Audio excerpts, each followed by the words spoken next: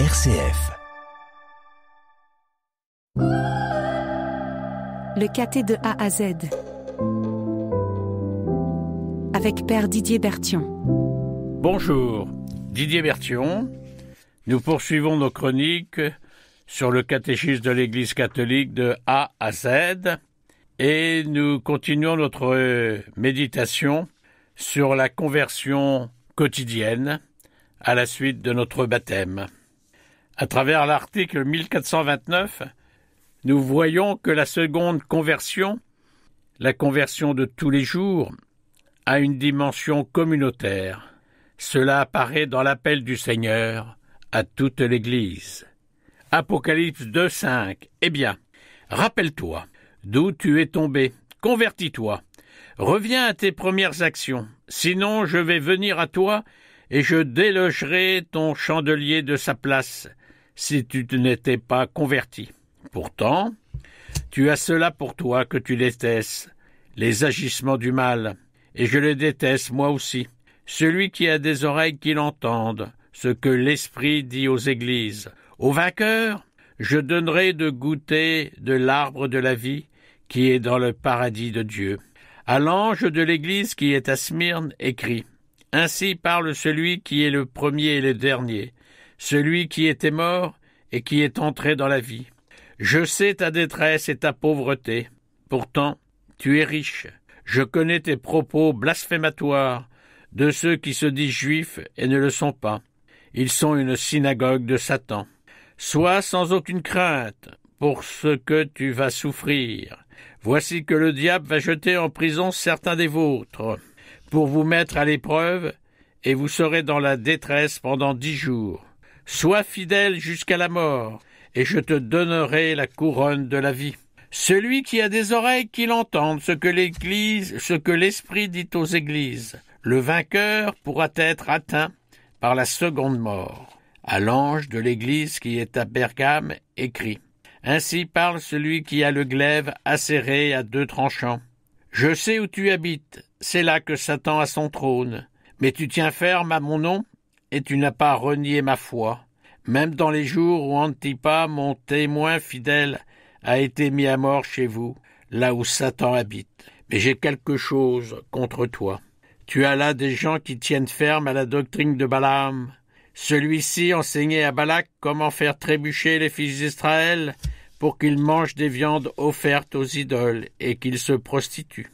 De même, tu as toi aussi des gens qui tiennent ferme à la doctrine des Nicolaïtes. Eh bien, convertis-toi, sinon je vais venir à toi sans tarder, avec le glaive de ma bouche, et je les combattrai. Celui qui a des oreilles, qu'il entende, et que l'Esprit dit aux églises.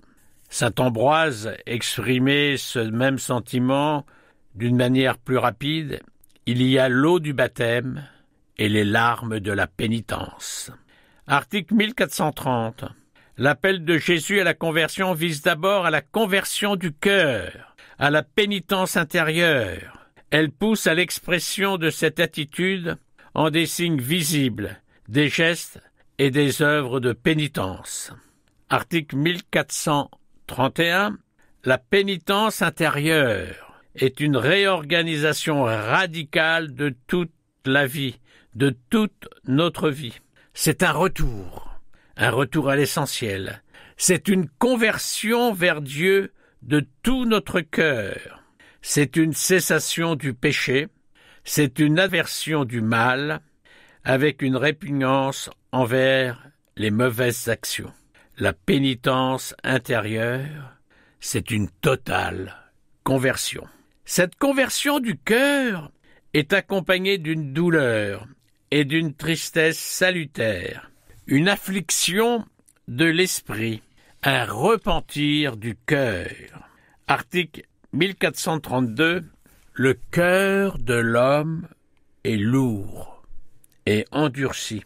Il faut que Dieu donne à l'homme un cœur nouveau. Un passage très connu d'Ézéchiel 36, 26, 27.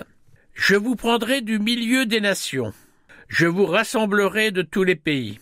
Je vous conduirai dans votre terre. Je répandrai sur vous une eau pure, et vous serez purifiés. De toutes vos souillures, de toutes vos idoles, je vous purifierai.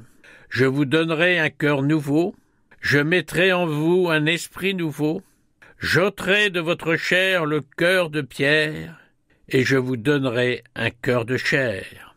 Je mettrai en vous mon esprit, je ferai que vous marchiez selon mes lois, que vous gardiez mes préceptes, et que vous leur soyez fidèles.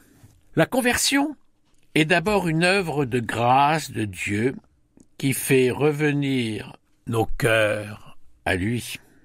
Jérémie 5, 21. Mais toi, Seigneur, tu sièges pour toujours. Ton trône est pour tous les âges. Pourquoi nous oublier, nous abandonner pour la suite des jours? Fais-nous revenir à toi, Seigneur, et nous reviendrons. Renouvelle pour nous les jours d'autrefois. Nous aurais-tu voué au mépris? Serais-tu irrité contre nous sans mesure? C'est en découvrant la grandeur de l'amour de Dieu que notre cœur se laisse ébranler par l'horreur et le poids du péché. Et c'est ainsi qu'en commençant à craindre d'offenser Dieu par le péché et d'être séparés de lui, que nous pouvons entrer dans une démarche de conversion, de repentance. Le cœur humain se convertit en regardant vers celui que nos péchés ont transpercé. Jean 19, 37. Cela, en effet, arriva pour que s'accomplisse l'Écriture. Aucun de ces os ne sera brisé. Un autre passage de l'Écriture dit encore « Ils lèveront les yeux vers celui qu'ils ont transpercé. » Après cela, Joseph d'Arimathie, qui était disciple de Jésus, mais en secret, par crainte des Juifs, demanda à Pilate de pouvoir enlever le corps de Jésus. Et Pilate le permit. Joseph vint donc enlever le corps de Jésus. Clément de Rome exprime la même chose. Ayant les yeux fixés sur le sang du Christ, nous comprenons combien il est précieux à son Père, car répandu pour notre salut, il a ménagé au monde entier la grâce du repentir. 1433. Depuis Pâques, c'est l'Esprit Saint qui confond le monde en matière de péché. Jean 16, 8, 9. Quand il viendra, il établira la culpabilité du monde en matière de péché, de justice et de jugement. En matière de péché, puisqu'on ne croit pas en lui. Le monde n'a pas cru en celui que le Père a envoyé. L'Esprit qui dévoile le péché est le consolateur, qui donne au cœur de l'homme la grâce du repentir et de la conversion. Acte 2, 36-38. Que toute la maison d'Israël le sache donc avec certitude. Dieu l'a fait Seigneur et Christ, ce Jésus que vous aviez crucifié. Les auditeurs furent touchés au cœur, ils dirent à Pierre et aux autres apôtres, « Frères, que devons-nous faire ?»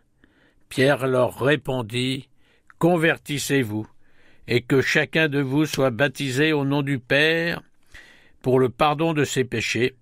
Vous recevrez alors le don du Saint-Esprit. » Ainsi se termine la chronique de ce jour. Nous poursuivrons notre réflexion en découvrant les multiples formes de la pénitence dans la vie chrétienne. À très bientôt.